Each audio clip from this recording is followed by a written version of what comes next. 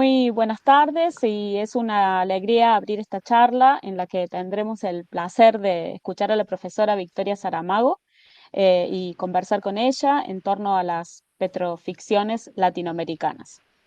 Este evento se enmarca en el ciclo de charlas del programa de doctorado de Artes y Tecnoestéticas de la Universidad de 3 de Febrero, UNTREF, y en particular en el curso que estoy dictando titulado Epistemologías y Críticas de la Energía, Arte, Imaginarios Geológicos y Futuros Post-Extractivos. El curso aborda modos de imaginar la energía que destacan dimensiones materiales, epistemológicas, corpóreas, geológicas, infraestructurales y tecnológicas, desde prácticas artísticas contemporáneas en el contexto de la crisis climática global, eh, los, los extractivismos y post-extractivismos locales, la transición energética y las resistencias a los nuevos futuros extractivos que se proyectan desde esferas globales y corporativas para el sur global. Este curso comenzó la semana pasada y muchos y muchas de los y las estudiantes participantes están presentes acá, así que estoy muy feliz de verles junto a otras y otros del público general. Así que muy bienvenidos todos. Mi nombre es Azucena Castro y soy profesora invitada del doctorado de Artes y Tecnoestéticas de UNTREF. Voy a moderar esta charla con mi colega Martín de Mauro, profesor y crítico cultural de la Universidad Nacional de Córdoba y participante también en el curso mencionado. Así que le voy a dar la palabra a Martín para que pueda introducir a Victoria. Gracias, Susana. Bueno, leo una pequeña semblanza entonces. Victoria Saramago es profesora asociada del Departamento de Lenguas y Literatura Romance de la Universidad de Chicago y sirve en el taller de estudios medioambientales de la misma universidad. Su investigación se centra en la literatura y cultura latinoamericana del siglo XX y XXI con enfoque en Brasil y cubre varios temas y orientaciones dentro de las humanidades ambientales, como la representación de bosques y áreas rurales en la ficción latinoamericana, hasta las humanidades energéticas, que es el tema que vamos a abordar en esta charla. Victoria es autora del libro Fictional Environments, Mimesis and Deforestation in Latin America, publicado por la Universidad de Northwestern en 2020, y actualmente está trabajando en un proyecto sobre energía y electricidad en Brasil, del que probablemente nos cuente algo ahora, nos va a adelantar.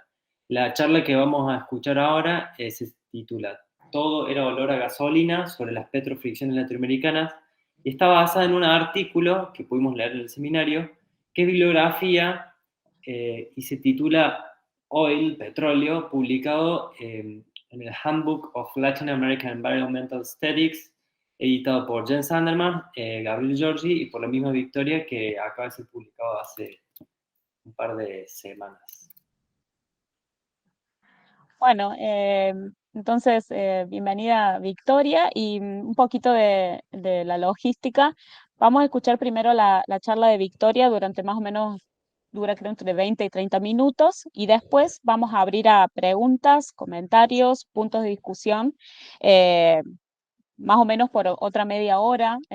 Ahí a lo mejor se estira un poquito más, pero más o menos esos serían los tiempos. Entonces el evento está previsto que termine como máximo a las 18:30 en hora argentina. El chat va a estar abierto para preguntas, para comentarios, si ustedes se les ocurren cosas que quieran ir escribiendo mientras van escuchando la charla, y si no, después podrán activar los micrófonos para poder hacer preguntas o comentarios. Pero les rogamos que ahora que Victoria va a dar su charla, mantengan sus micrófonos apagados, así no hay interrupciones.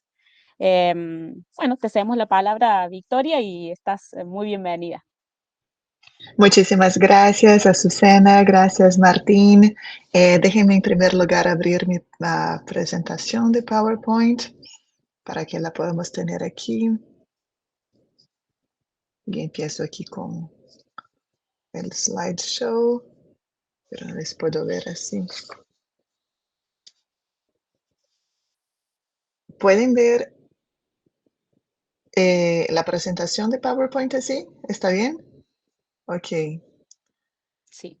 No sé cómo hacer para... Es porque si la pongo solo la puedo ver esto de la pantalla y me gustaría ver un poco de ustedes también. Pero no importa, voy a cambiar aquí. Bueno, entonces, muchas gracias. Gracias, Azucena. Gracias, Martín. Gracias a Paloma, al programa de doctorado en arte y tecnoestéticas de la UNTREF. Es una alegría muy grande para mí estar aquí hoy. Entonces, como Martín ya me presentó, soy Victoria, profesora de la Universidad de Chicago, y este proyecto es más o menos parte de mi proyecto de investigación actual. Después de trabajar por años con cuestiones de representación, de índices y sobre todo en cuestiones de bosques, de deforestación en América Latina, yo ahora paso para esta cuestión de energía que está como también muy conectada con la cuestión de la conservación medioambiental, por supuesto, pero trataré de entrar en los muchos problemas que nos traen los planteamientos sobre la energía desde otros puntos, otras miradas. Y este proyecto que voy a presentar hoy para ustedes, muchos de ustedes ya leyeron mi capítulo, viene de este handbook que, como dijo Martín, salió hace muy poco tiempo, como la semana pasada. Es un gusto enorme como presentar este proyecto por primera vez desde el lanzamiento del libro. Vamos a hacer un lanzamiento más como oficial. Les invitaré si tenemos transmisión en línea.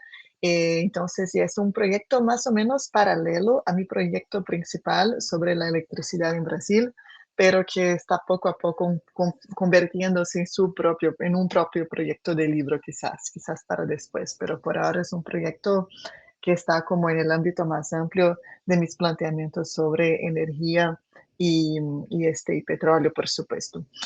Entonces empiezo a leer un ratito, cada vez que cambio el slide tengo que volver al PowerPoint. Los estudiosos que trabajan sobre el petróleo en este contexto de este campo emergente, que son las humanidades energéticas, humanidades de energía, Energy Humanities, han comentado muchas veces que el petróleo es omnipresente, pero aparentemente invisible en la producción cultural de los siglos XX y XXI. El petróleo, por supuesto, está en todas partes, ¿no? Los coches que conducimos, el plástico que puebla gran parte de nuestras vidas, pero a la vez ha sido predominantemente ignorado por una gran parte de la crítica cultural hasta hace poco tiempo. Yo diría en los últimos 10 años han empezado más este estudio sobre el rol cultural del petróleo. Entonces, en esta investigación, esta presentación, lo que yo voy a hacer, lo que propongo para ustedes, es investigar el significado cultural del petróleo en la producción cultural latinoamericana de mediados del siglo XX, pero cuando cobra sentido precisamente en el momento que deja de alimentar el funcionamiento interno de la vida moderna. Entonces, lo que yo quiero argumentar es que una crítica que desplaza el uso del petróleo como fuente de energía para centrarse, en cambio, en estos momentos en que el petróleo aparece en un estado de potencialidad ociosa, ofrece formas alternativas para configurar el lugar del petróleo y de los combustibles fósiles en una imaginación del antropoceno. Ustedes leyeron a Michael Marder, por supuesto, la actualidad del petróleo en la teoría de Aristóteles, en contraste con la potencialidad, el enfoque en la potencialidad que vemos en la propia noción de energía como recurso desde el siglo XIX hasta el presente, ¿no? Y lo que yo quiero hacer aquí es algo un poco distinto, que es pensar esta potencialidad como algo que sigue inutilizado y de esta misma manera se convierte en un problema estético para nosotros, ¿no? Y voy a hacer eso basándome en un cuento de Julio Cortázar, que ustedes probablemente ya habrán leído, La Autopista del Sur, y una película que probablemente pocos de ustedes habrán visto, de Júlio Bressani, una película brasileña llamada A Família do Barulho, La Familia del Desorden. Pero antes voy a hablar un poco, hacer un breve recorrido de los planteamientos recientes, los estudios recientes sobre el petróleo, ¿ok? Que ha sido como el gran enfoque de las Energy Humanities. Hay un enfoque muy grande en el campo en los combustibles fósiles, sobre todo el petróleo, ¿no? Y en ese sentido tenemos ya una formulación temprana de una terminología crítica sobre la representación del petróleo en objetos culturales considerando también las economías alimentadas por el petróleo y también las posibilidades de producción cultural que la economía petrolera crea, ¿no? Entonces tenemos ya en 1992 el escritor indiano Amitav Ghosh, que señaló la relativa ausencia del petróleo como tema de la novelística del siglo XX, o en contraste con su ubicuidad en la vida moderna, y que en ese sentido creó este término petroficciones para describir estas obras narrativas que abordaban el impacto de la industria petrolera, sobre todo en el sur global. Posteriormente, estas bases establecidas por Ghosh y por otros críticos como Patricia Jaeger siguieron ampliándose gracias al trabajo de autores como Emer Zeman. Ustedes también han leído la introducción que él y Dominic Boyer escribieron para Energy Humanities and Anthology, que es uno de estos libros como fundacionales para el campo. Tengo aquí también algunas citas, las voy a poner y ustedes pueden ver aquí las citas y a la derecha las referencias que voy a utilizar en esta charla, ¿ok?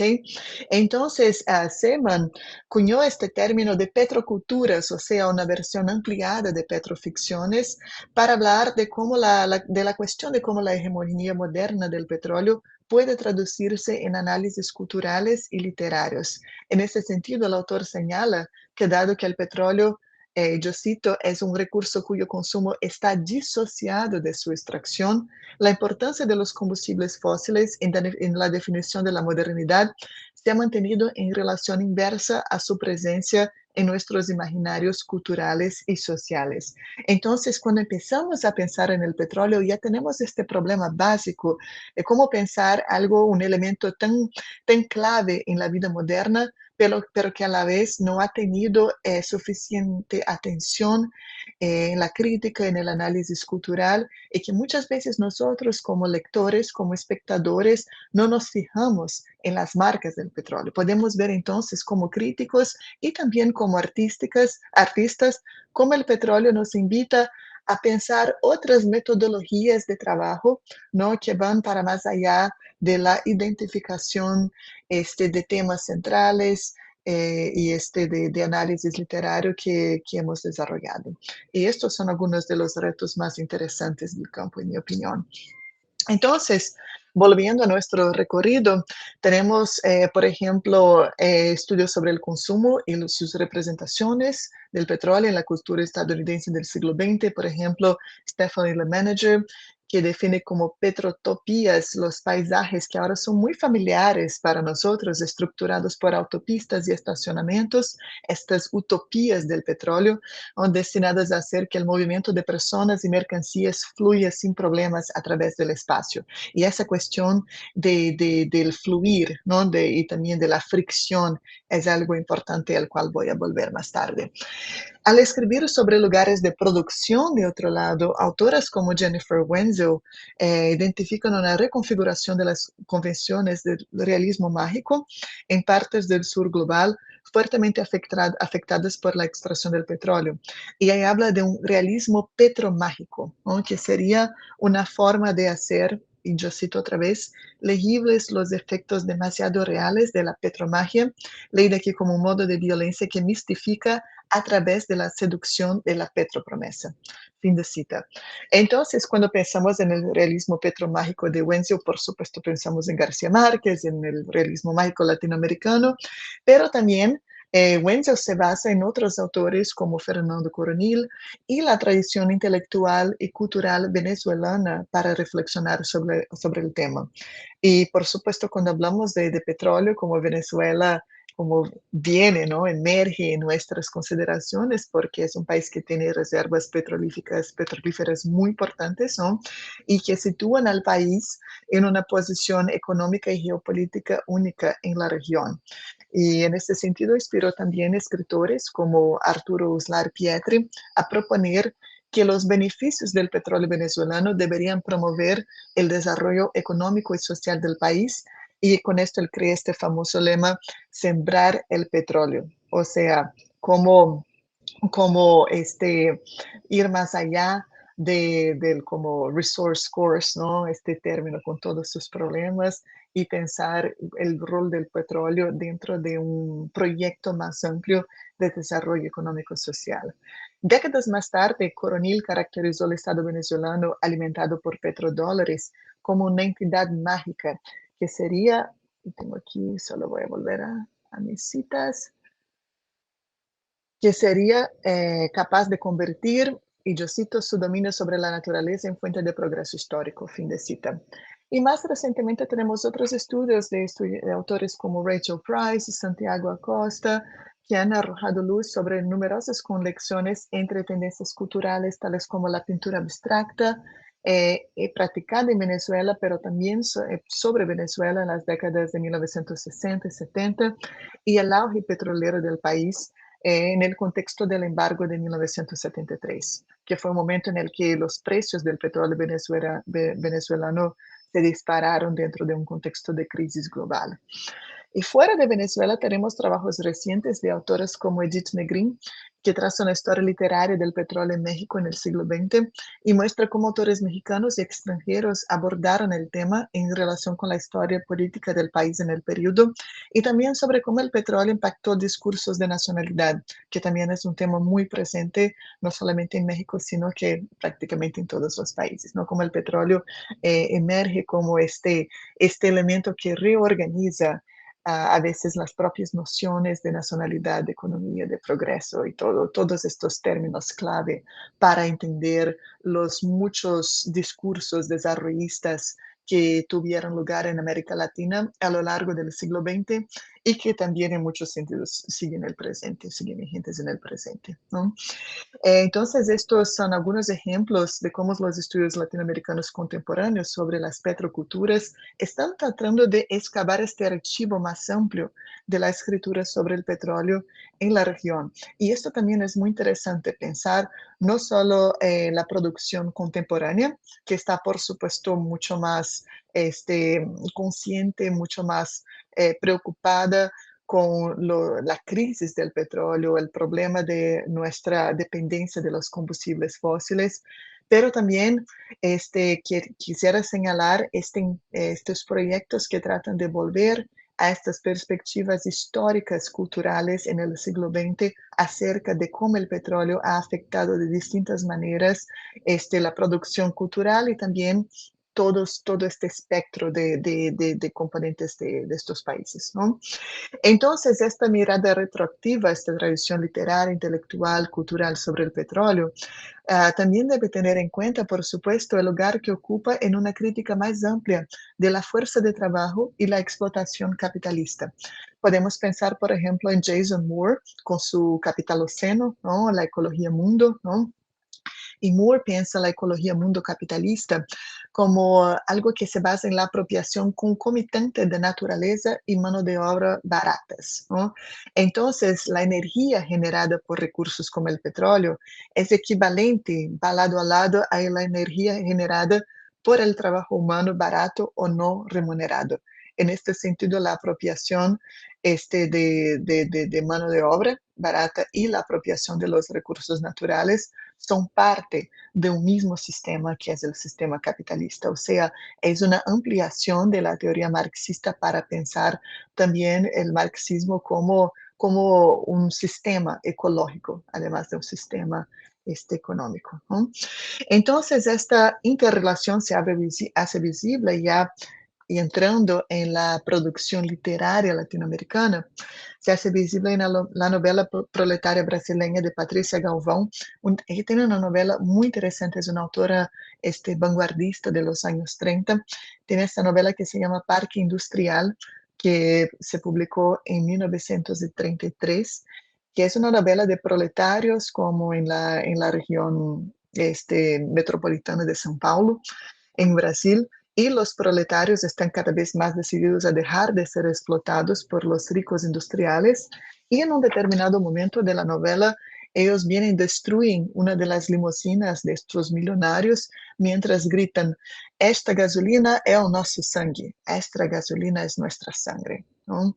Entonces tenemos esta convergencia entre sangre y gasolina en un episodio que llama la atención para la fuerza de trabajo como un recurso capaz de generar la energía que, igual que el petróleo, sostendrá la continua apropiación capitalista de recursos en una versión de lo que Catherine Yusuf ha llamado la ecuación racializada de la energía.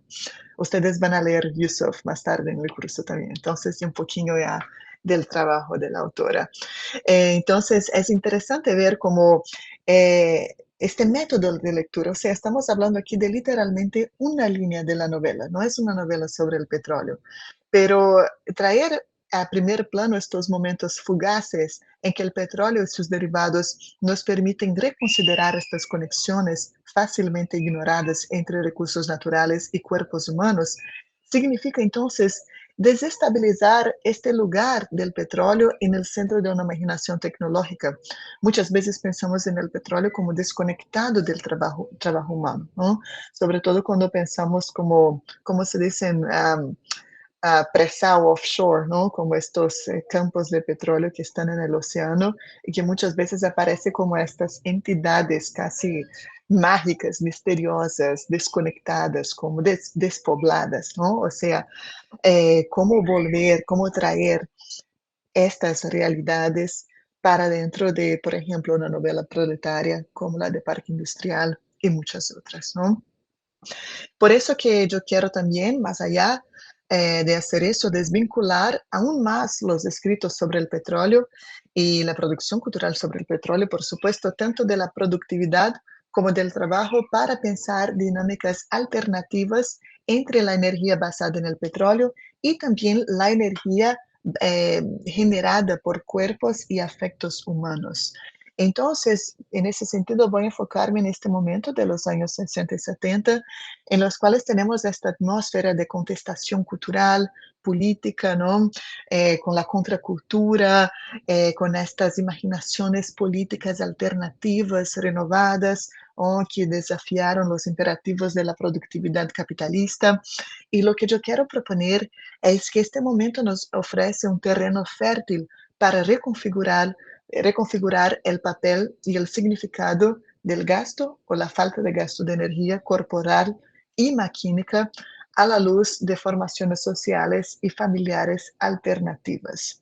Entonces, una pregunta para nosotros sería cómo el petróleo se convierte en algo culturalmente significativo precisamente cuando su presencia y su función ya no están al servicio de la adición del vicio moderno a los combustibles fósiles, ¿no? Yo quiero proponer que una estética medioambiental diferente del petróleo puede surgir cuando este está presente pero permanece inutilizado en contraste con el combustible necesario para mantener el funcionamiento de los cuerpos humanos, como en el cuento de Cortázar, o cuando la promesa de las riquezas petrolíferas no va más allá del espacio doméstico de un patio, como en la película. Entonces, en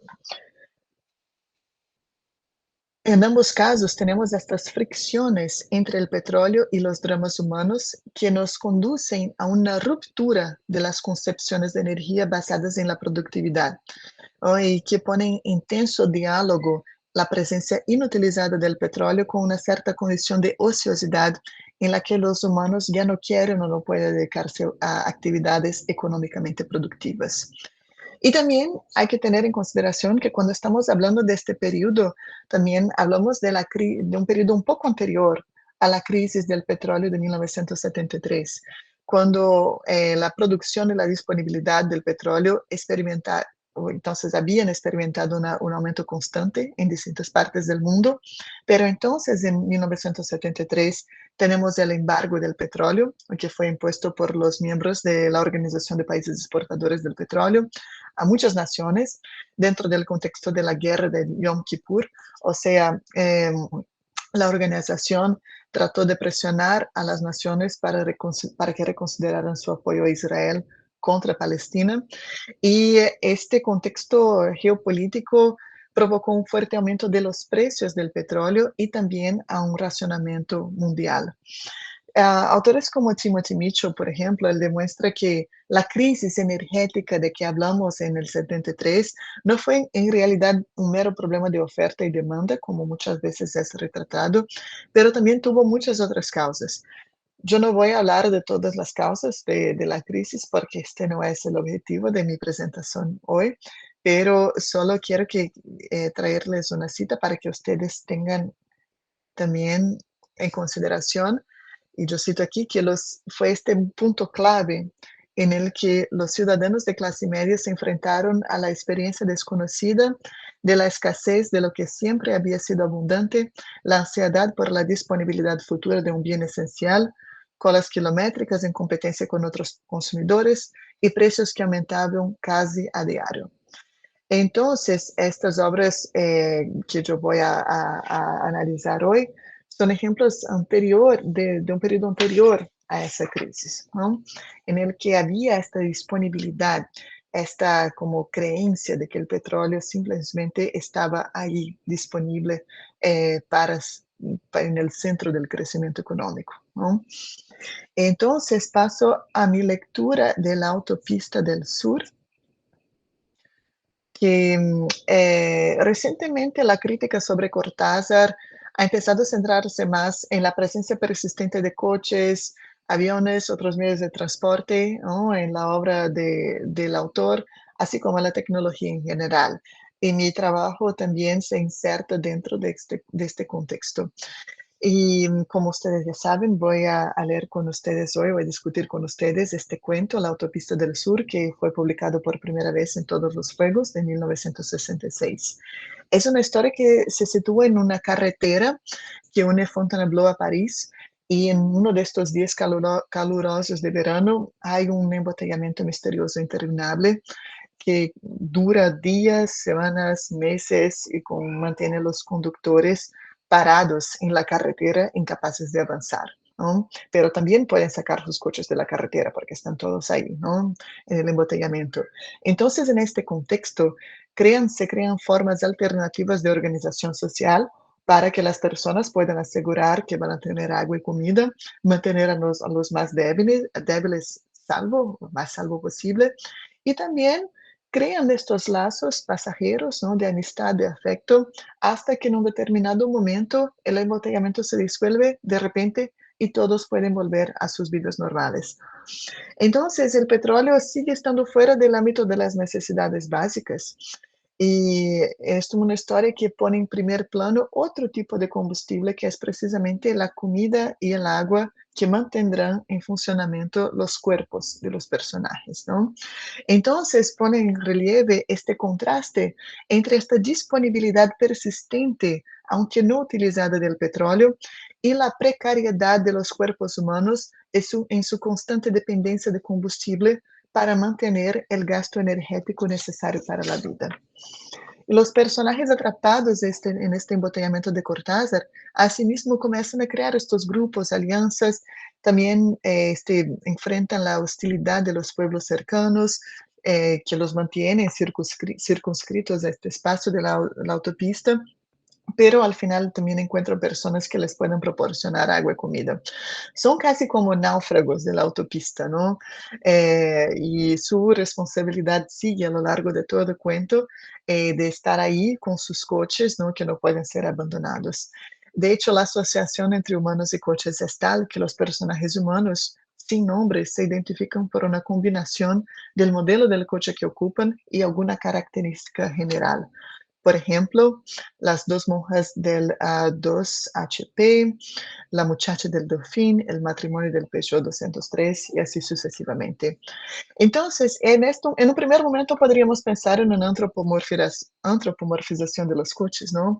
Pero esto no es realmente lo que ocurre, porque los coches, a pesar de estar parados en la autopista, no son náufragos, no tienen sed, no sufren el calor de los primeros días ni los cambios de temperatura en los tiempos, las semanas siguientes, ¿no?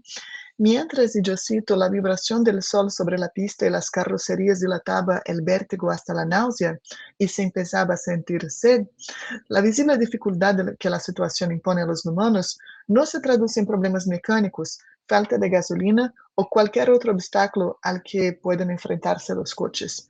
Al contrario, todo era olor a gasolina. Y ahí saco como el título de la charla, ¿no? O sea, esa presencia incuestionada e infinita de la gasolina cuando todas las otras formas de combustible necesarias empiezan a escasear. Entonces, los únicos problemas que viven los coches son cuando las filas se mueven algunos metros y los conductores tienen que apurarse, correr para sus vehículos, ¿no? O en un momento en que un hombre se suicida, otra persona necesita conducir su coche para no bloquear uno de los carriles. Pero la posibilidad de que los propios coches fallen, se queden sin energía, está fuera del marco imaginativo del cuento.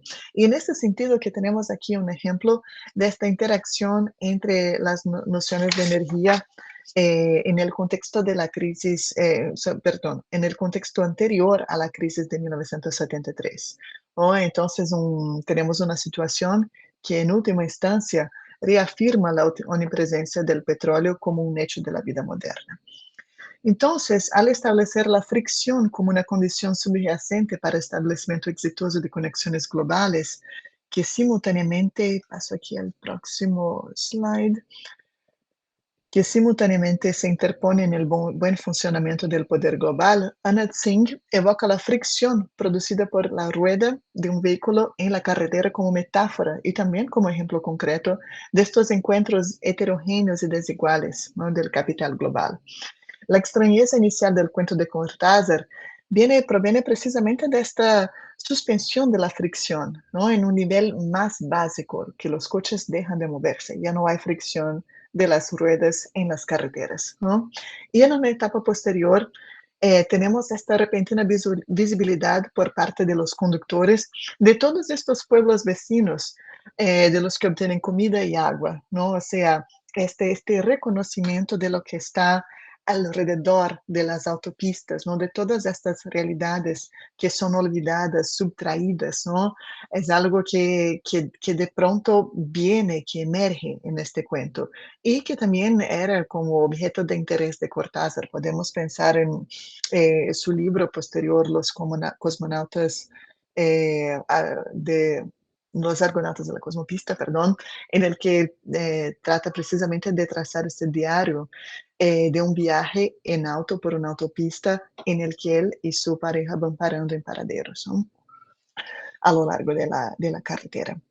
Entonces, tenemos aquí una dinámica social económica transversal que estos encuentros generan y que establece esta transición energética muy peculiar a través de la cual, de los límites del desplazamiento eficiente, ¿no?, que propone el petróleo, surge esta otra forma de fricción basada en la energía producida por los cuerpos humanos. Entonces, tenemos personajes que están, sí, muy inmersos en este incesante esfuerzo para sobrevivir y esto nos conduce a este enfoque en la escala más pequeña de sus cuerpos, que desafía este predominio de las formas de desplazamiento y productividad basadas en el petróleo, al mismo tiempo que deja intacta la premisa básica de un suministro interminable de combustibles fósiles que estarían siempre disponibles. Paso ahora para mi lectura o mi interpretación de la película de Júlio Bressani. No sé si ustedes están familiarizados con este movimiento de cine en Brasil que se llama el cinema marginal, el cine marginal, que fue liderado por figuras como Rogério Sganzella y Júlio Bressani en finales de los años 60 y a lo largo de los años 70. Y es un movimiento conocido por la exclusión de un horizonte político redentor, ¿no?, en contraste con el cinema novo, por ejemplo, de Glauber Rocha, ¿no?, que pensaba estas utopías políticas de una manera muy distinta. También en contraste con una buena parte de la producción del cinema novo, los del cinema marginal exponen, hay esa exposición de la vida en las grandes ciudades de Brasil, o sea, personajes que muchas veces están simplemente en este momento de flanerie, ¿no?, caminando por las calles de la ciudad, y también una exploración muy abierta, muy explícita de la violencia, de distintas formas de violencia. La producción del cinema marginal ha estado muy ausente de los estudios medioambientales y lo que yo quiero hacer aquí con el capítulo y esta presentación es proponer que este movimiento puede ofrecernos una reflexión poderosa sobre la disponibilidad de energía en los años 60, incluyendo el petróleo, por supuesto, ¿no? Y en este caso, que lo presenta como algo fútil, ¿no?, en una una perspectiva estética en relación a los petroestados.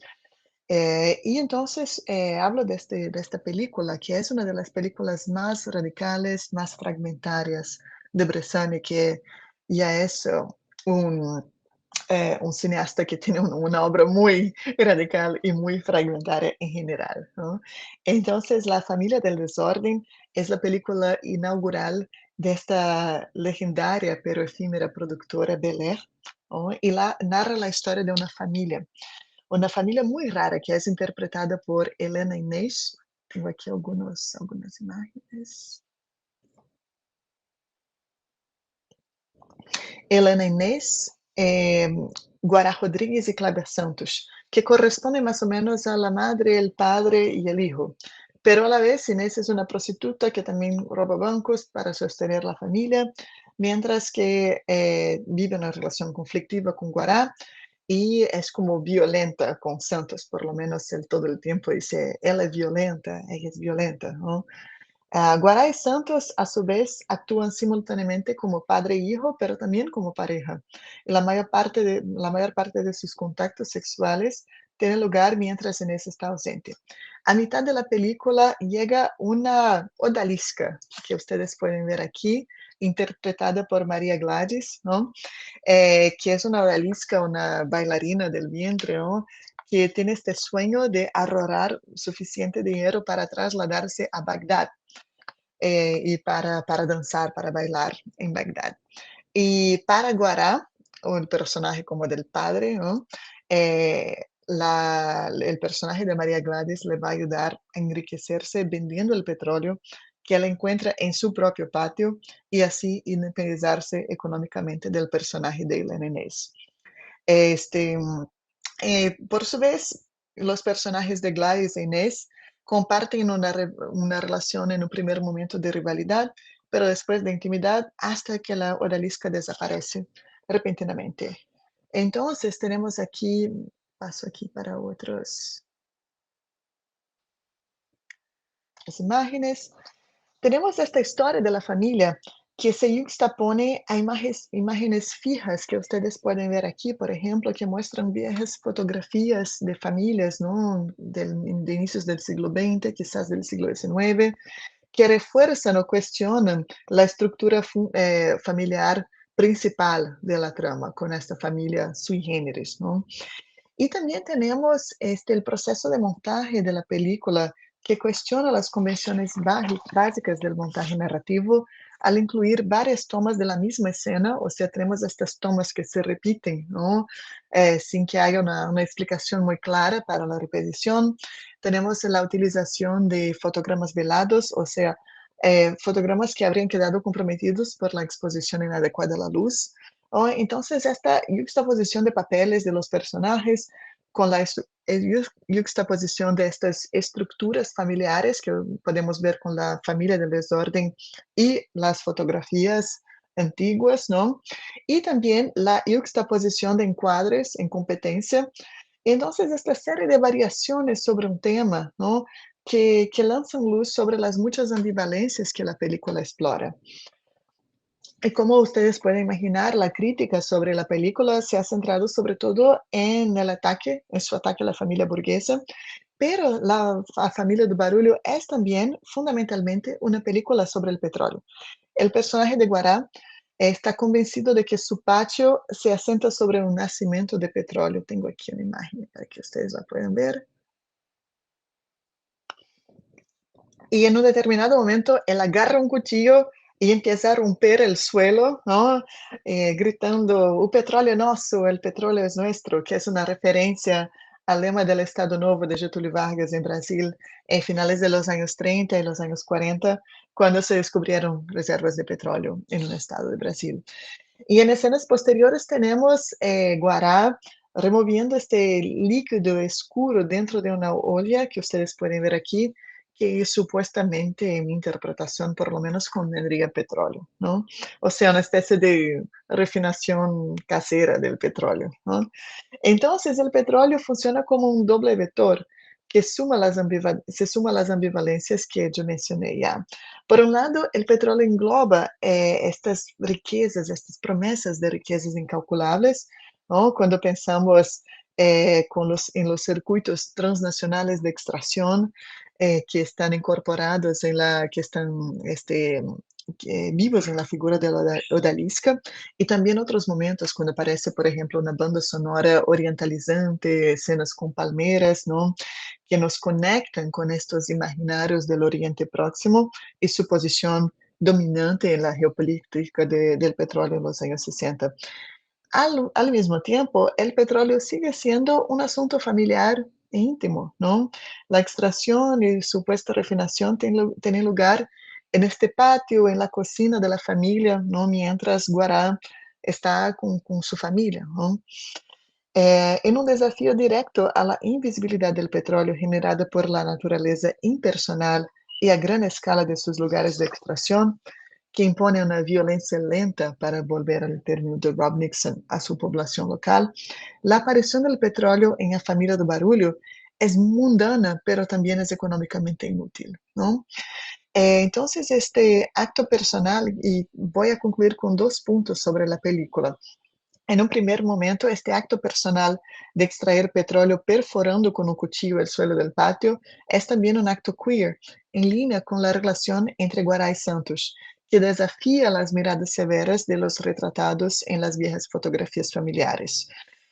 Podemos pensar en Bruce Erickson y Catriona Morton en Sandilands, que han hablado de las configuraciones espaciales de la masculinidad heteronormativa, como la wilderness norteamericana, por ejemplo, y el patio de una casa familiar en Río de Janeiro también es un espacio de heteronormatividad doméstica, ¿no? Que Guará literalmente ataca con un cuchillo, como un ataque coextensivo a todas las familias de las fotografías y a la política social, sexual que las hizo posibles. La constatación de que este subsuelo de una respetable familia, ¿no? De clase media alta en Leblon puede contener, de hecho, una reserva de petróleo, y el acto de extraerlo se convierte entonces en la contrapartida medioambiental del gesto queer de los personajes de la película. En el imaginario fósil de la era anterior a 1973, esta disponibilidad de petróleo se observa en los coches perpetuamente cargados de combustible de la autopista del sur, y ahora se convierte en una parte de esta gramática fílmica transgresora de Bressani. Y, pero pensar también sobre esta película y sobre el rol del petróleo en ella significa pensar en la última escena de la película, en la que tenemos esta toma de la cabeza de Elena Inés, ¿no? Y que es también una de las imágenes más icónicas de todo el movimiento del cinema marginal. Eh, entonces, este momento en que Elena Inés vomita este líquido oscuro, ¿no? La crítica siempre ha leído esta escena como un vómito de sangre, ¿no? Vinculándolo a un rasgo vampírico que podemos ver en otros personajes interpretados por Inés, como la protagonista de A Mulher de Todos, de Esganzerla, o como un diálogo intertextual con el poema visual A Língua Apanhalada, de Lígia Pape, o incluso como referencia a los torturados y desaparecidos del periodo más represivo de la dictadura militar, durante el cual se estrenó la película, y además Bressani tuvo que salir en exilio poco después del estreno. Y la propia Inés se ha referido a esta escena como una hemoptisis, o vómito de sangre. La película es en blanco y negro, no podemos saber el color del líquido, pero parece negro, casi negro, y es muy viscoso. Es muy similar al petróleo que Guará cocina, ¿no? Y que supuestamente encuentra cuando perfora el suelo con su cuchillo. Y por eso yo quiero proponer que esta es una imagen de vómito de sangre, tanto como de vómito de petróleo. Y estamos aquí hablando de una película cuyos personajes masculinos viven de la explotación del trabajo femenino, la fuente mágica, ¿no?, de riqueza representada por el petróleo, sale aquí sintomáticamente del cuerpo de la mujer trabajadora, ¿no?, de forma similar a los proletarios de Galvão, que protestan porque su sangre es la gasolina que alimenta los coches de los ricos. Y, por supuesto, aquí estamos hablando también del ecofeminismo, como uno de los textos que ustedes leyeron para hoy, podemos hablar más de eso. Entonces, al final de la película encarnaría esta continuidad entre la opresión de la mujer y la explotación de la naturaleza, como ya destacaron autores ecofeministas como Val Plumwood. Esta lectura lanzaría luz sobre la naturaleza vacilante y tenue de la crítica del petróleo en los objetos culturales de la época, porque estamos hablando aquí de autores que, como yo dije, no están necesariamente comprometidos con la crítica del petróleo, que no están necesariamente tratando de protestar contra nuestra dependencia de los combustibles fósiles, ¿no? Como es casi como necesario, ¿no? Es algo que podemos dar por sentado en la producción cultural del siglo XXI, pero cuando estamos hablando de esta producción cultural de los años 60, 70, estamos también hablando de estas aproximaciones al petróleo que tiene algunos elementos sobre la crítica de la productividad y sobre la presunción de esa disponibilidad inagotable, ¿no? Pero que también tienen estos puntos ciegos, tienen estos límites, ¿no? Entonces, así como la familia de la película no se atiene a los imperativos de la reproducción heteronormativa, la falta de integración en el mercado del petróleo extraído por Guará y metafóricamente producido por Inés, convierte toda la empresa en algo ocioso. Entonces, para concluir, esto es más o menos lo que yo quería traer, un intento de pensar en este periodo específico dentro de estas configuraciones y también como una manera de hacer como esta excavación de esta historia de la representación y de la crítica del petróleo y de la energía en el siglo XX, cómo pensar estos momentos en que la potencialidad del petróleo sí existe, sí está delante de nosotros, espectadores, pero sigue inutilizada y por ende puede empezar como puede ayudarnos a cuestionar nuestra dependencia, nuestra presunción de que el petróleo va a estar siempre ahí, inagotable para nosotros. Ok, muchas gracias. No sé si para la presentación aquí, ustedes ya han visto mi correo, mi dirección. Muchas gracias, querida Victoria. Bueno, ha sido muy lindo porque hemos leído el texto, entonces ahora que lo has presentado han resonado, por lo menos para mí, algunos, bueno, algunos puntos que me parecen que tienen mucho que ver con las primeras discusiones que tuvimos en la clase, pero voy a pasarle la palabra a Martín porque él eh, va a tomar la parte de las preguntas primero. Bueno, primero agradecerte, Victoria, la verdad que es sumamente productivo, sugestivo escucharte, aclarar un montón de cosas en texto, agradezco un montón la instancia. Yo quería hacer dos comentarios como para conversar, como para romper el hielo y ver qué sale. Por un lado, me pareció súper interesante situar estos materiales. Releer a Cortázar de ese modo me parece que ya es como encontrarle de nuevo, es reubicar a Cortázar en otra lectura. Eso ya me parece ya un gran acierto. Lo mismo a la película de Bresson, pero yo pensaba, a lo mejor lo estás pensando en tus términos, pero no puedo dejar de pensar en eh, cómo vos pensás un imaginario alternativo, una fuga, por así decirlo, un desplazamiento al imaginario antropocénico, que bueno, que parece que se cifrara en esta cuestión de la autosuficiencia, de un sujeto, una herencia de un sujeto liberal propietario, que tiene un cierto vínculo con la naturaleza. Recién lo decías en relación al ecofeminismo. Diríamos, es un imaginario antropocénico marcado por un imaginario también patriarcal, ¿no? Un uso utilitario extractivo de la tierra, en la continuidad entre cuerpo, naturaleza. Pero pensaba, ¿qué te parece?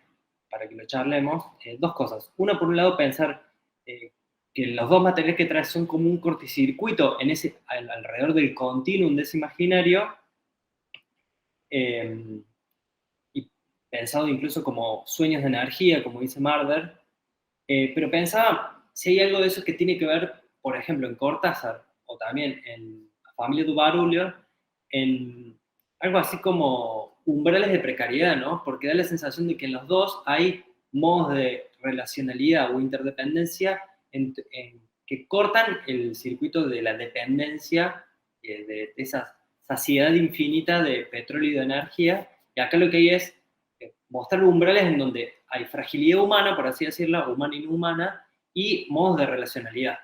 Diríamos, uno puede decir, hay una precariedad que no solamente es social o humana, sino que se va hacia lo ambiental. Y pensado además sobre un fondo de inestabilidad de la naturaleza, digamos. Eso diría, si te interesa, si te parece que pensarlo en esa clave, por un lado, y pienso además en la frase de... Disculpa, Martín, ¿en cuál clave puedes repetir? En esa, ¿Cuál clave? pensar en la clave de umbrales de precariedad. Digamos, los dos materiales a mí me hacen pensar en esto, en una precariedad ambiental, en una precariedad no antropocéntrica. Y pensaba incluso cuando te leía en la frase de Agua Viva de Clarice, ¿no? No quiero ser biográfica, quiero ser bios. Digo, bueno, hay algo de, como uno puede decir, los 60, los 70 latinoamericanos, como un laboratorio de eso, de lo viviente, en donde lo que se pone en juego son estos umbrales de precariedad, ¿no? Eso por un lado. Y por otro lado, y que se ata mucho con lo último que decía en relación a pensar ecofeminismo, pensaba en el concepto que citas de petrotopía y pensaba, si no hay algo de el régimen de administración del petróleo, por así decirlo, la gubernamentalidad alrededor del petróleo, eh, que también es una utopía de la masculinidad. Y ahí le daría, invertiría la carga de la prueba, que es, no solamente hay una continuidad entre la extracción o la utilización de la naturaleza y el cuerpo femenino, sino que también hay un proyecto, diríamos, distópico de qué es la masculinidad. De hecho, a Familia Duarullo es muy claro en eso, porque es una familia queer, disfuncional, pero ahí sí habría que hacer como un contrapunto. Me parece que todavía hay algo en Cortázar que es el imaginario, esto lo podemos discutir, el imaginario masculino del automóvil, ¿no? Hay algo de eso también, hay algo de que el petróleo carga con esa masculinidad de el mundo, no sé cómo decirlo, viril del automóvil, etcétera, del combustible, o incluso, no sé, pensar la energía capturada como una tecnología de género. Pienso mucho, por ejemplo, en dos materiales argentinos muy recientes, que es, uno es la obra Petróleo del grupo Piel de Lava, que trabajan sobre los imaginarios incluso masculinistas del petróleo. Lo mismo hay un antropólogo que se llama Hernán Palermo, que trabaja sobre los imaginarios masculinistas. Es un trabajo etnográfico en los pozos petroleros. Eh, y además la figura, si se quiere, más canónica de los yacimientos petrolíferos fiscales argentinos es un brigadier, se llama general Enrique Mosconi. Digo, hay todo un imaginario ultra masculinizado alrededor del petróleo que pienso como, lo ubicaría en los dos materiales que otra vez. En uno pareciese que se quisiese correr, que es como Cortázar, y en el otro directamente estalla en mil pedazos, digamos, Familia de Barulho. Bueno, ya, eso es un montón, tengo un par de cosas más, pero prefiero que hable más gente más que yo seguir acaparando la palabra. ¿Qué te parece, qué les parece si tomamos dos, si a vos te parece, Victoria y Martín, tomamos dos preguntas o intervenciones y luego vos, Victoria, respondés o comentás lo que te parece o preferís una por una? ¿Cómo prefieran ustedes? Pues, podemos tomar a Bruno y después dos más, si, para que no se le vaya la pregunta. ¿Querés, Bruno? Vale, vale, perfecto, gracias. Bueno, primero, muchas gracias, Victoria. Y ahí se me fueron cruzando o apareciendo en el camino en tu charla varias imágenes. Una es esta película Iracema, ¿no? Una transamazónica, que es pues esta idea de la industria, ¿no? Los trailers cruzando la selva amazónica, ¿no? Y con esta chica Iracema, que es un falso documental, ¿no? Pero que es esta chica sexo servidora que va con un camionero, ¿no? Con un chofer. Y como esta, me hizo relación con el cuento de Cortázar, ¿no? Que estás hablando, ¿no? En otra índole. De ahí me saltó esta filme de Brasilia, Mato Seco en Llamas, que es de dos chicas, dos hermanas, si no mal recuerdo, que son guachicoleras, se dice en México, que roban gasolina o petróleo y se hacen las jefas de la mafia en Brasilia en vender gasolina robada, ¿no? Y entonces se vuelve esta mafia controlada por mujeres y todos los repartidores son hombres que van a comprarles a ellas. Y es un docuficción porque sí sucedió, sí son entrevistadas, es una película un poco larga porque sí son entrevistadas, sí es su historia, sí aparecen ante cámara, pero van interpretando su propia historia, ¿no? Y ahí también, bueno, con esta relación Brasil-México que también me ha tocado, ¿no? Nacido en Brasil, crecido en México, pero México tiene esta fundación de la nación bajo el petróleo, ¿no? Y es más, López Portillo en los 70s dice, hay que aprender a administrar la abundancia, ¿no? Con esto que decías del 73 de el petróleo que sube de precio y entonces fue exactamente el gran boom mexicano hasta que llegó el neoliberalismo y desmanteló todo, ¿no? Y ahora hay de nuevo este gran boom con Andrés Manuel López Obrador, ¿no? De recuperar el control de para crear de nuevo esta abundancia, ¿no? Este poder económico e independencia, que bueno, gracias a estos movimientos también es la moneda más estable en Latinoamérica actualmente, ¿no? El peso mexicano, extrañamente, pero es así. Entonces me fueron cruzando esos. También hay otra película mexicana de la época de la expropiación petrolera, ¿no? Que es La Rosa Blanca del cine de oro mexicano, ¿no? Que es impulsado el cine de oro mexicano también gracias a la expropiación petrolera, ¿no? Si no fuera por esa abundancia que hubo en ese momento, que para hacer la hay el mito de la expropiación petrolera, que para pagarle a las petroleras, todo el mundo tuvo que ir a dejar todas sus alhajas al Zócalo, a la plaza central de la Ciudad de México, y todo el mundo iba a dejar gallinas, diamantes, dinero en efectivo, autos, para que el gobierno pudiera recuperar el patrimonio nacional, ¿no? O sea, como resultado de la unión de la Revolución Mexicana, ¿no? Ahí era como la cúspide ya de esta institucionalización y de ahí deviene el cine de oro mexicano y demás, ¿no? Entonces, ahí son los cruces que me fueron apareciendo en estos momentos y nada, pues era contribuir con eso, gracias.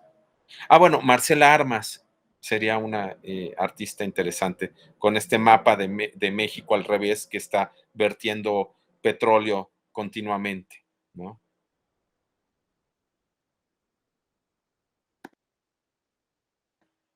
Pronto.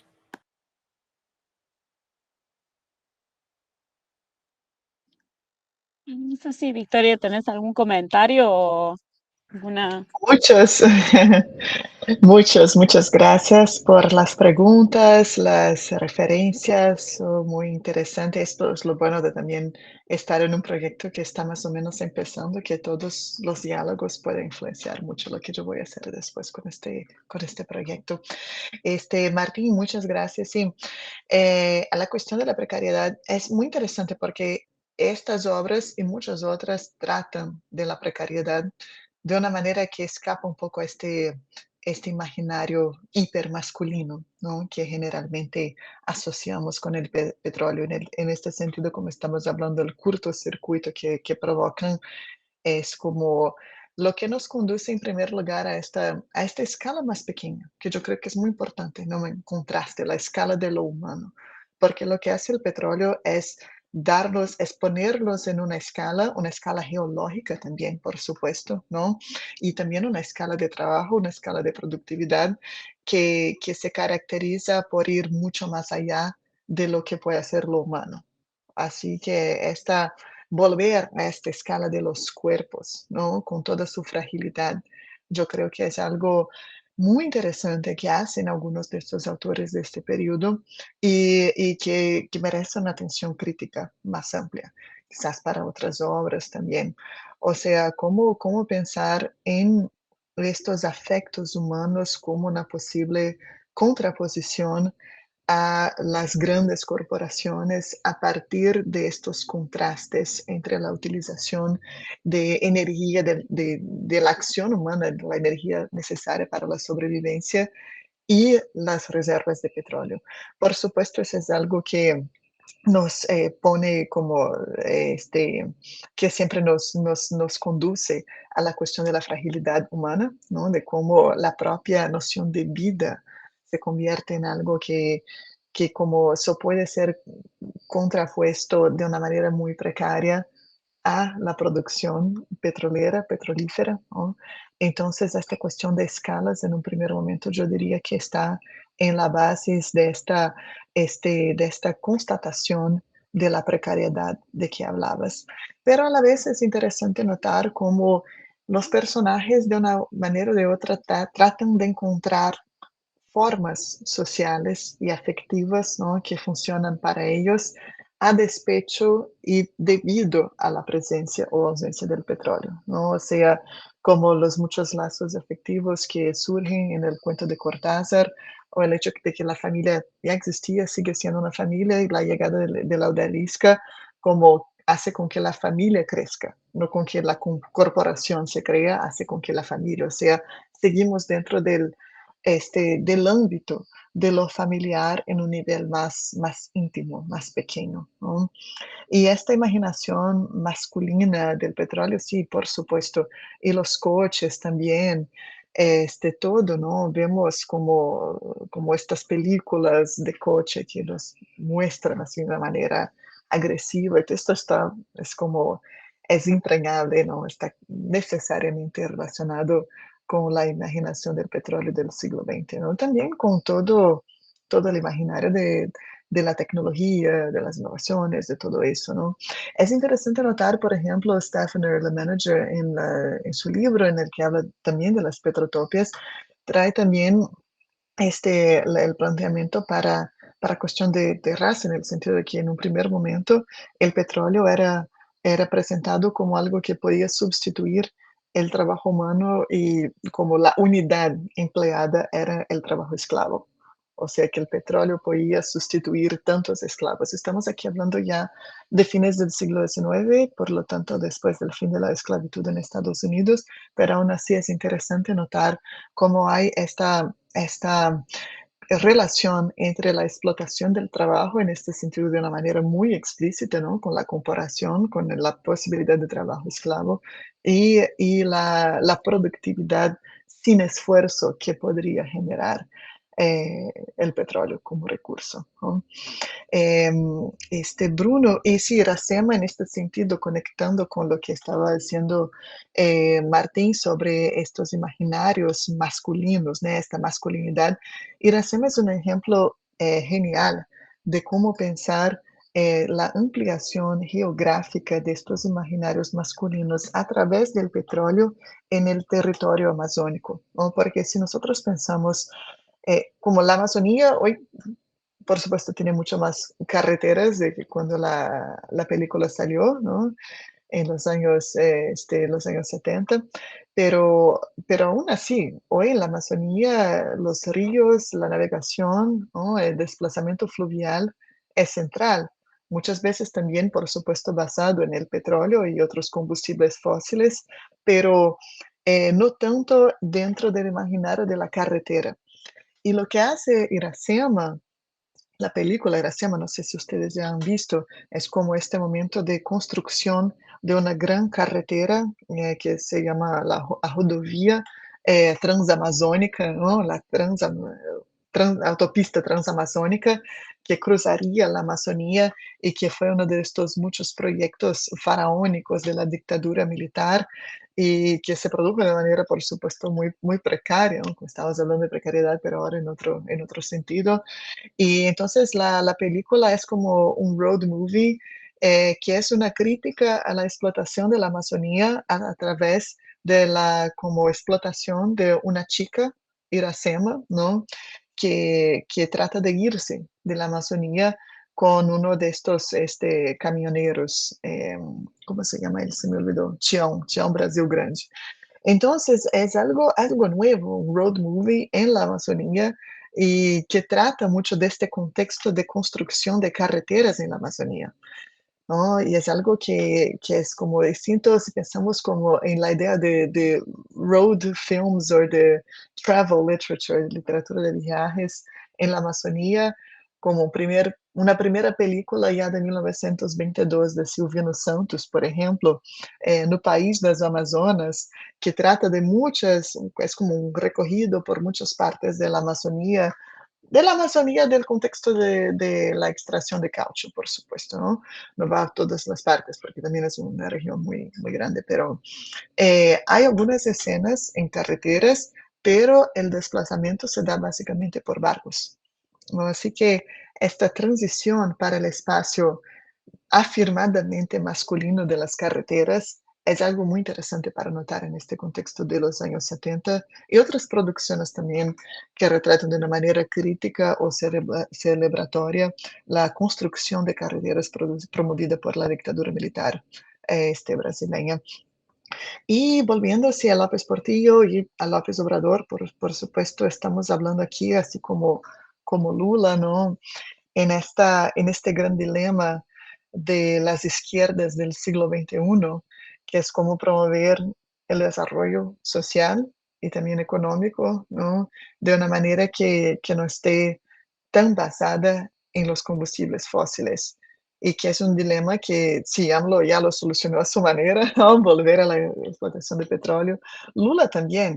En el primer gobierno Lula, el pre-sal, o sea, los campos de petróleo descubiertos como a muchos kilómetros de la costa de Brasil, fue como una de las grandes conquistas, ¿no? Del gobierno del lulismo del inicio de los años 2000.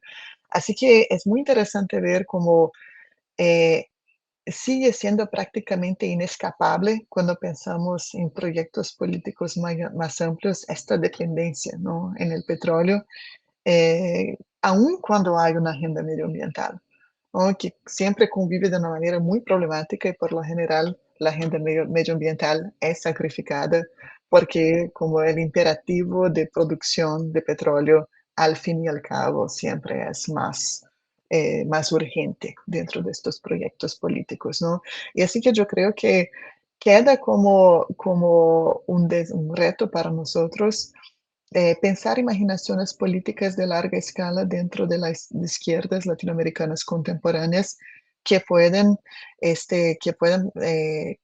crear o que puedan dejar de depender del petróleo, que puedan pasar al lado, ¿no? De esta necesidad del petróleo como la fuente al final de un discurso de prosperidad y progreso.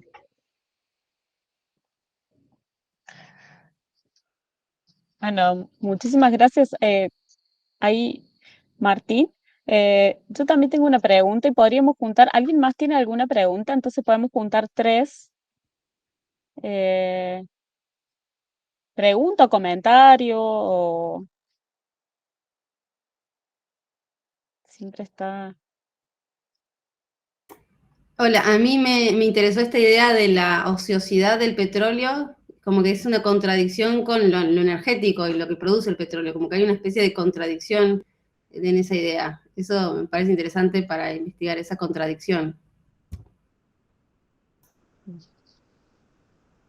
Martín, ¿querés seguir vos? Yo hago la próxima y si hay alguien más, sumamos la comentario pregunta. Vale. No, me quedé pensando en un aspecto, no sé, lateral que está en el imaginario del petróleo y escuchándote, Victoria, que es algo del origen del combustible fósil que es el petróleo, que tiene que ver con las máquinas extractivas de lo animal. También el petróleo es una máquina antropocéntrica. Pienso en algo muy simple. El origen del petróleo es animal. El mayor yacimiento petrolífero en la Argentina, con el cual se promete pagar la deuda externa, ni más ni menos, se llama Vaca Muerta, y es un proceso de, como se dice en inglés, rendering animal, es la productividad de lo animal incluso estando muerto, ¿no? El resto fósil que se revuelve a capturar y capitalizar en términos animales. Entonces pensaba, es re interesante que parte del imaginario animal, como decíamos, es del imaginario petrolífero, es masculinista, también hay algo de el inconsciente energético, como lo citabas, que tiene que ver con lo animal, con la máquina antropocéntrica invertida o la máquina antropocéntrica haciendo síntoma dentro de esta cosa del inconsciente. Bueno, y yo, a mí me pareció muy interesante la lectura de materiales que hiciste, justamente por el hecho que Amitav Ghosh dice que, por lo menos en las eh, producciones culturales hegemónicas del siglo XX, las cuestiones de cambio climático, usos de la energía, empiezan a aparecer en las producciones más marginales, como por ejemplo nombra poesía, cosmologías, épica, y me pareció muy interesante que vos hayas encontrado estas cuestiones en justamente dos tipos de expresiones que son, digo, más canónicas, como es el cine y la narrativa, ¿no? Entonces me parece muy interesante esa cuestión, para ponerlo en diálogo ahí, en que no todos los lugares del sur global también son iguales, ¿no? Por el otro lado, me llamó también mucho la atención la cuestión de la clase en las películas, ¿no? Porque, y hasta qué punto estas películas también pueden ser o de dónde viene esa crítica a la utopía fósil. Porque, por ejemplo, pensaba en el cuento de Cortázar, que son todos clase medio alta, ¿no? Porque para tener un coche y que se te atasque. Y el hecho de la posesión del coche y esta idea, ¿hasta qué punto esta idea de que se visibiliza, por ejemplo, lo que está fuera de la autopista, es realmente una visibilización, porque esta gente va, se abastece, digamos, pierde el abastecimiento del petróleo, que era lo que alimentaba su transporte y su posibilidad de movimiento, entonces va a estas áreas de los costados, se abastece de comida, de agua, pero vuelven, ¿no? Vuelven a sus coches, a sus relaciones de clase media, digamos, para volver a estar en ese camino a la autopista que después se desatasca. Yo me preguntaba, por un lado, eso, hasta qué punto no aparecen las cuestiones de energía en la literatura latinoamericana dentro de narrativas de clase media. Hasta qué punto no nos concientizamos de las cuestiones de la energía y petróleo cuando se nos termina, y en la clase hablamos del apagón que hubo en el 2019 en Argentina y cómo, bueno, empezamos también a hablar de estas cuestiones de energías y justamente una de las compañeras contaba que ella estaba en un trabajo de campo en un área rural y como no tenían luz, para ella lo que fue el apagón del siglo en Argentina y toda la cuestión no tuvo importancia porque ahí hay más pobreza energética, digamos, no hay luz. Entonces, ¿hasta qué punto todas estas cuestiones, o sea, la clase media no tiene ahí una importancia capital en cómo se trama también la crítica cultural sobre la energía? Bueno, eso por ahí un comentario, y si hay alguien más que quiera comentar algo, entonces juntamos, ¿no? Entonces, bueno.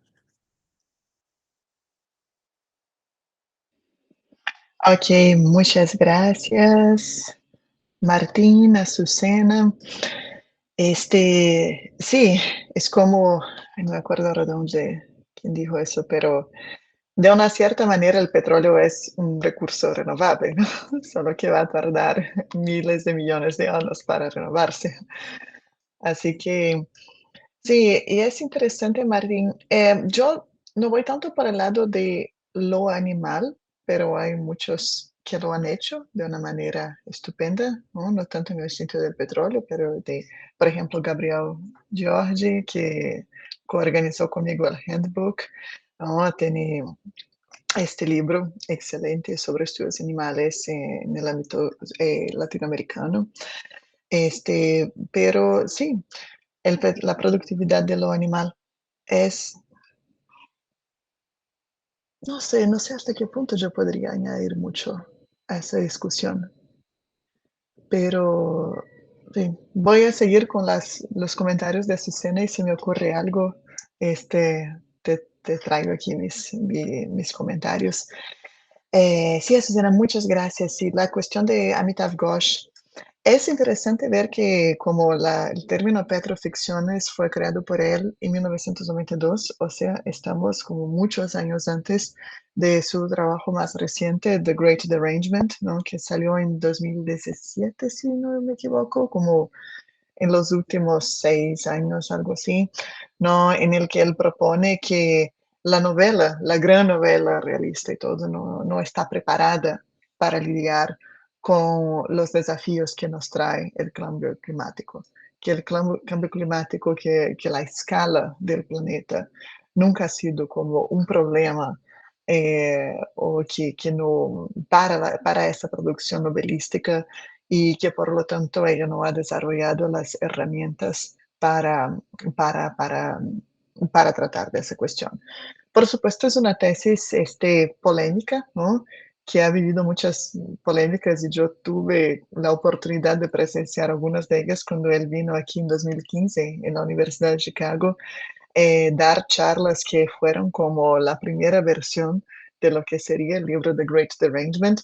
Y la gran cuestión es como, ok, si pensamos en la gran novela realista y todo, pero esto es una definición muy reductora, ¿no? Siempre es posible encontrar muchos otros géneros, muchos, como qué hacer con la ciencia ficción, por ejemplo, ¿no? Y yo creo que su inclusión de todos estos géneros, la poesía, de la épica, etcétera, es también una manera de tratar de estas muchas críticas que ha recibido él. Yo creo que es un planteamiento necesario porque al fin y al cabo, mi manera de leer y la manera con que muchas personas leen las narrativas sobre el petróleo, no contesta en términos fundamentales las tesis de Ghosh, en el sentido que es una manera de leer que va mucho como por detalles, por síntomas, ¿no? Es una otra metodología de análisis en el cual nosotros tenemos que estar muy atentos a estos momentos y tratar de entender cómo podemos sacar una crítica del petróleo o de la producción de energía a través de estos momentos fugaces de las obras, ¿no? Y esto es lo que yo estoy tratando de hacer ahora mismo. Voy a empezar un capítulo sobre la vanguardia brasileña, más específicamente toda la tradición de O Rei da Vela, que es una obra teatral de Oswald de Andrade, del autor vanguardista, que después fue encenada en fines de los años 60 por el Teatro Oficina, también en el contexto de contestación, en la dictadura militar, y que yo quiero proponer es una crítica de la energía. O sea, en un momento de crisis energética, hay algunos empresarios que encuentran una manera de enriquecerse produciendo velas para la población. O sea, un gran cuestionamiento de la disponibilidad de energía y de la disponibilidad de energía para la población en general dentro de un contexto capitalista. Pero es un tipo de crítica que es como que para el cual yo necesito tener estas herramientas específicas para tratar de como esta crítica muy fugaz, porque Oswald de Andrade no está precisamente explícitamente haciendo una Amitav Ghosh. Así que es otro tipo de leer. Y yo creo que en ese sentido el trabajo que yo estoy haciendo, al fin y al cabo, no se distancia tanto como, de cierta manera, reconoce los obstáculos que Amitav Ghosh identificó en The Great Derangement. Y sobre la clase media, es muy interesante ¿sí? Pensar sobre cómo la clase media se concientiza, ¿no? Cobra conciencia del petróleo, de la ausencia del petróleo, cuando el petróleo está ausente, ¿no? Y como dijiste muy bien, como hasta qué punto esta visibilización de los pueblos vecinos se da solo por una cuestión muy muy mecánica, ¿no? Necesitamos comida, vamos a ir a buscar comida, pero no necesariamente significa como un reconocimiento de los pueblos y de sus habitantes como tales, ¿no? La cuestión de clase yo creo que es uno de los puntos más problemáticos dentro de esta producción, en el sentido de que estamos muchas veces hablando de una clase media que no se entiende como clase media, no hay necesariamente una problematización de la idea de clase, de las dinámicas de clase, de las dinámicas de poder, ¿no? En la clase social, en estas narrativas. Y yo consideraría este como uno de los muchos puntos ciegos de la producción de este periodo, ¿no? O sea, hay este conocimiento de los pueblos vecinos, pero solo en la medida en que pueden proporcionar agua y comida, ¿no? Y en la obra de Bressani también muchas veces estamos hablando de personajes de clase media, ¿no? Que no están necesariamente, que no están involucrados dentro de los conflictos más amplios que son completamente, que son predominantes en el cinema nuevo, por ejemplo, ¿no? Esto hasta cierto punto es parte del cinema marginal, o sea, de no traer la lucha de clases como un punto central, ¿no? Y por eso también las críticas de enajenación y todo eso fueron parte de la recepción crítica del movimiento, pero que mirando retrospectivamente desde el siglo XXI se quedan como cuestiones problemáticas. Y hay también un comentario aquí de Morena Greenblatt sobre la relación de Eh, los bosques ¿Puedo leer el de forestales. puedo leer el de Morena y le podemos dar la palabra a Sonia? ¿Quieres, Sonia Quintero, ¿quieres leer o decir tu pregunta? Y es que... Ah, está. Hola. Bueno, como decía ya en el comentario, que después lo puedes leer, Victoria, y muchas gracias por tu presentación, pero a ver, y este es un comentario que voy a compartir sobre todo porque yo nací en la ciudad más determinante para la economía venezolana porque es Maracaibo, el estado Zulia, que es el occidente del país, y donde están las reservas de petróleo más importantes. Y de hecho, por eso, en términos de lo que establece Fernando Coronil en el Estado Mágico, la importancia o el papel significativo que juegan las periferias para las grandes economías extractivistas, en el caso de Venezuela, pasa a ser invisibilizado por este ejercicio de amnesias históricas específicas, que es lo que establece o que forma parte del argumento de lo que señala Fernando Coronil en el Estado Mágico, que también vale decir que lo toma como parte de la propuesta literaria de alguien tan importante para Venezuela como fue José Ignacio Cabruja, que nadie leyó políticamente el país y desde un punto de vista de la historia cultural como José Ignacio Cabruja. En fin, lo que quisiera compartirles es que, o sea, porque yo trabajo lo que sería desde los estudios visuales, estudios sobre cine, y la primera película que se filma en Venezuela fue precisamente en Maracaibo, y fue la película que hizo Manuel Trujillo Durán, que se llama Muchachos bañándose en el lago de Maracaibo. Y si uno piensa en un periplo histórico desde esa película a cómo hoy en día se ha declarado muerto el lago, producto de más de 100 años de explotación petrolera, es importante pensar, sobre todo en la tesis de Amita Ghosh, de este ejercicio de invisibilización que juegan los aparatos modernos tan insignificativos como podría ser la literatura y el cine. Y por eso en el caso de Venezuela, la literatura en relación al petróleo es básicamente raquítica. Y pensando también en este asunto de clases, creo que el mayor problema de la literatura venezolana y esa falta de pensamiento crítico, de crítica en relación al petróleo, es porque la literatura fue hecha por gente de la clase media.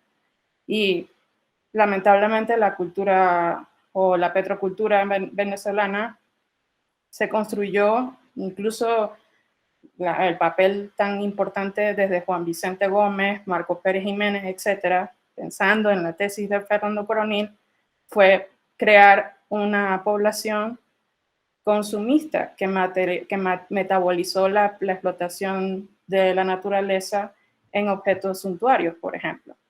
Entonces, creo yo que esa falta de crítica o de un pensamiento crítico desde la producción literaria tiene ese problema, principalmente por eso, porque el pensamiento que se construyó desde una clase media carecía de eso.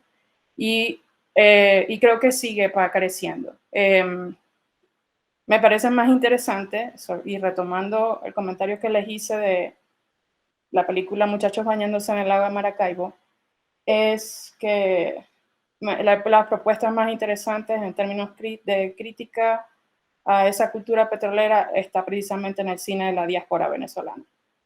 Y bueno, creo que un documental que fue parteaguas, sobre todo en esa ruptura del imaginario venezolano en relación al petróleo, es en este documental de Anabel Rodríguez, que es Érase una vez en Venezuela. Sobre todo porque es un documental filmado en un pueblo de agua que está viviendo su propia desaparición, producto de un proceso de desertificación, de sedimentación del pueblo, que es un pueblo en el lago de Maracaibo. Por eso es que es tan importante esa película. Y es el 2020 y ya estamos hablando de un cine que está necesariamente financiado mayoritariamente por un financiamiento extranjero, no necesariamente del país. Claro, no puedo perder de vista que hay otros documentales en la historia del cine venezolano que hablan o hacen denuncia de lo que ha significado realmente la explotación petrolera en el país. Pero bueno, eso sería extenderme, pero el punto es que el cine de la diáspora venezolana es la que ya ha vivido esa ruptura con ese imaginario y es la que realmente está haciendo una crítica en relación a eso. Y es la que me parece más interesante en ese sentido. Y es la que estoy trabajando precisamente en la tesis, que espero terminar. Si no me muero primero. En fin, eso era lo que quería decir. Y bueno, muchas gracias. Sonia. Junto con tu pregunta, voy a leer el comentario de Morena, que se tuvo que ir, pero bueno, me parece que también, pues como hablaste de la sequía y de los lagos, por ahí puede tener relación el comentario de ella y después Victoria. Y si hay alguien más que quiera comentar o preguntar algo, podemos juntarlo ya como último paquete de preguntas y comentarios y darle la palabra a Victoria. Morena dice... Quería preguntarte sobre la relación de los bosques forestales con el petróleo y la energía, ya que yo estoy trabajando con la biomasa de especies exóticas vegetales invasoras y la restauración de ecosistemas invadidos por estos. No podemos pedir más detalles, pero esa fue la pregunta. ¿Hay alguien más que tenga alguna pregunta o comentario? Entonces lo juntamos ya un poco la última oportunidad porque estamos sobre la hora. ¿No? Entonces, Victoria, te dejo la palabra si quieres comentar algo sobre estas dos últimas intervenciones y ya luego cerramos. Ok, muchas gracias, Azucena. Sonia, por favor, mándame tu tesis cuando la tengas, me encantaría leerla. Súper interesante e increíble que también vienes de la región del lago Maracaibo. No sé si conoces la obra de Miguel Tinker Salas, que tiene este libro de Enduring Legacy, que tiene una historia brillante como de la explotación de petróleo en el lago Maracaibo en la primera mitad del siglo XX. Yo estoy completamente de acuerdo contigo, sobre el hecho de que la mirada de la clase media y de las clases que son las más beneficiarias de la explotación de petróleo a lo largo del siglo XX han determinado mucho, ¿no?, de la manera, de las posibilidades de representación, no solo del petróleo, sino también de otros combustibles fósiles y recursos naturales durante todo el siglo y siguiendo en el presente. Y en este sentido, yo veo un cambio muy visible hoy en el siglo XXI, en un momento en que el activismo, desde como con la emergencia de movimientos medioambientales en la segunda mitad del siglo XX, ¿no?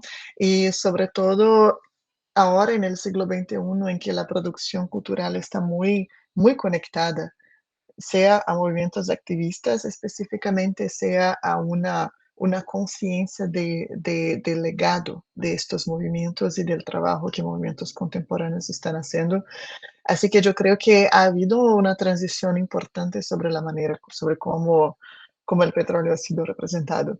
Hay algunas novelas, como Mancha de Aceite de Barbengoitia, ¿no?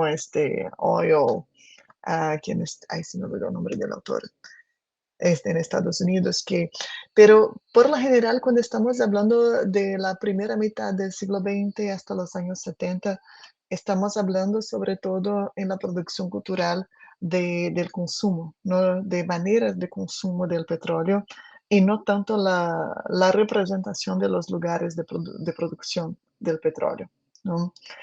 Por supuesto, hay muchas excepciones, pero ustedes a lo mejor estarán pensando en algunas, pero hablando así de una manera más general, ¿no? O sea, este enfoque en los sitios de producción es algo más contemporáneo y también está relacionado a toda esa visibilización que está teniendo lugar, todavía de una manera muy, muy precaria, ¿no? Pero que pone en relieve lo que, como yo cité, Rob Nixon llama la violencia lenta, o sea, estos procesos de deterioración medioambiental que se dan de una manera, él dice lenta, o sea, una manera que es como a lo largo del tiempo, la contaminación de los bosques y todo eso, pero que también yo diría más importante quizás en la teorización de Nixon es que son invisibles, están fuera de la vista, ¿no? De las clases dominantes y de la clase media.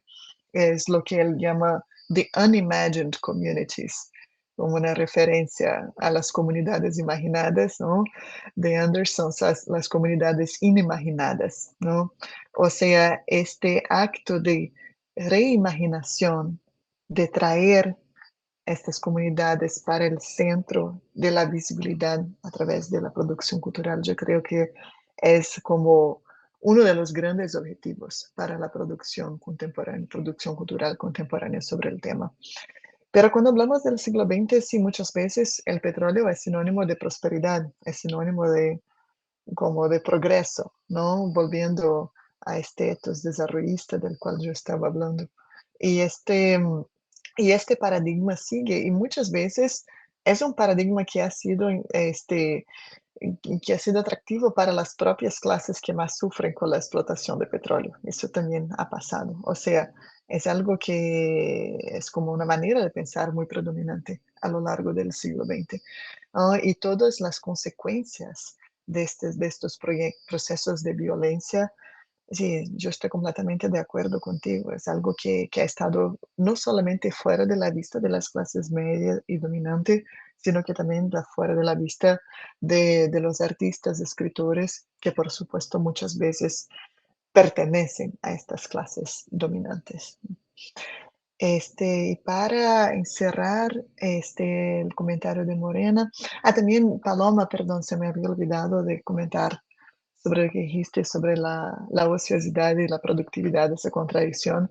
Sí, yo creo que este es uno de los posibles caminos para tratar de pensar una crítica del petróleo que va más allá de una simple constatación, de una simple identificación de estos discursos de entusiasmo respecto al petróleo, ¿no? O sea, cómo tratar de ir más allá, cómo tratar de probar los límites de esta crítica más como que está más en la superficie, que está más visible para entender cómo algunas de estas ambivalencias respecto al petróleo pueden surgir, ¿no? Esto es parte también de lo que yo y muchos críticos en las comunidades energéticas estamos tratando de hacer.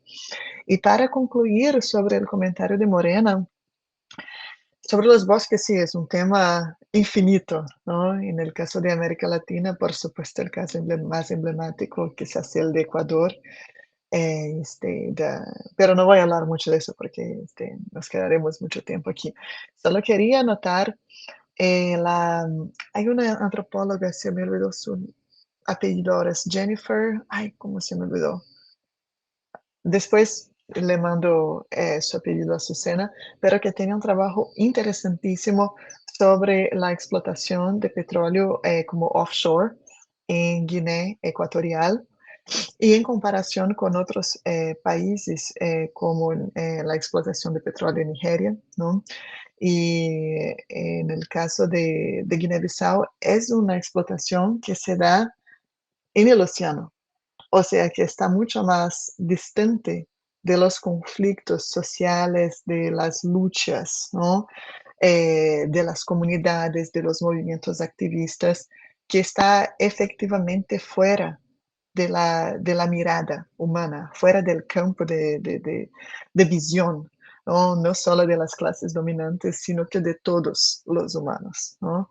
Pero las consecuencias medioambientales son las mismas, ¿no? Hay como accidentes, fuga de petróleo, una gran cantidad de problemas, la devastación medioambiental en los océanos. O sea, no es que sean maneras más limpias o más favorables, ¿no? Son simplemente maneras de explotar petróleo que no se dan enfrente de nosotros, ¿no? Y cómo tratar de traer estas otras maneras de explotación que no están tan presentes en la vida de las comunidades para un ámbito de visibilidad y de concientización, ¿no? Para que podamos también tratar de sus consecuencias. Quisiera concluir con eso. Bueno, muchísimas gracias. Hizo pensar un montón en este último comentario ahí y ahora cierro porque hace poco en el mar argentino se aprobó bueno, la exploración offshore de petróleo, ¿no? Y pensaba justamente cómo todo queda fuera del campo de la visión y ahí me parecía interesante cómo los grupos activistas empezaban a utilizar para conectar con lo que decía Martín de los animales, cómo los grupos activistas empezaban a utilizar la ballena, ¿no? Que además es un animal carismático, ¿no? Pero es lo que se ve, las ballenas encallan ahí, desovan, no sé, tienen sus procesos. Entonces, ¿qué es lo que la gente puede ver? Que aparecen o van a desaparecer. Entonces, es muy interesante seguir discutiendo esto, cómo vemos o no vemos, y qué podemos utilizar como mecanismos para hacer visible esa explotación. Bueno, me quedé con un montón de ideas para seguir conversando. Así que muchísimas gracias por esta maravillosa charla y conversación y vamos a seguir hilando con tus ideas en el curso y te agradecemos muchísimo por este tiempo, Victoria. Muchas gracias, Azucena, y gracias a todos ustedes por las preguntas, comentarios, referencias, el diálogo y les deseo un excelente curso.